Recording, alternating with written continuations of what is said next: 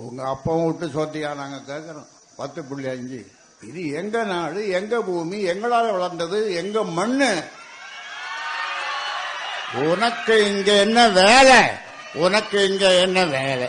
உன்கிட்ட போய் நான் 10.5 நான் கேட்கணுமா? எனக்கு அவமானமா இருக்குது. உன்ன போய் கோட்டையில நான் சந்திக்கணுமா? எனக்கு அவமானமா இருக்குது. சாதிவாரி கணக்கெடுப்பு நடத்தணும்னு உங்ககிட்ட கேட்டா நீ மத்திய அரசை காட்டுற. அதுக்கு எதுக்கு நீங்க முதலமைச்சர்?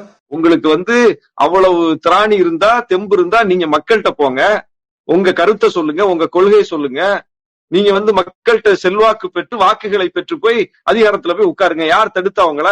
முதலமைச்சராக இருக்கக்கூடியவர் இன்னைக்கு அந்த பொறுப்புல உட்கார்ந்து இருக்காரு அப்படின்னா என்ன எதுவும் லாபி பண்ணி போய் உட்கார்ந்து இருக்காரா அல்லது யாராவது நியமிச்சாங்களா அவரை?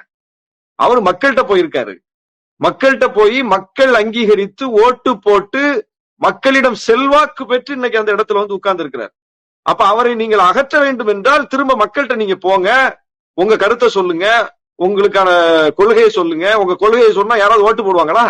குடிசையை கொளுத்துற கொள்கை, சாதி வரி ஊட்டக்கூடிய கொள்கை, இங்க இருக்கக்கூடிய பட்டியலின மக்களை எதிரியா நிறுத்தி 1981 போட்டு பார்த்துடலாம்னு சொல்லிட்டு ஊர் ஊரா கூட்டம் போட்ட கொள்கை, நாடக காதல்னு சொல்லி பட்டியலின மக்களை இழிவுபடுத்தக்கூடிய கொள்கை.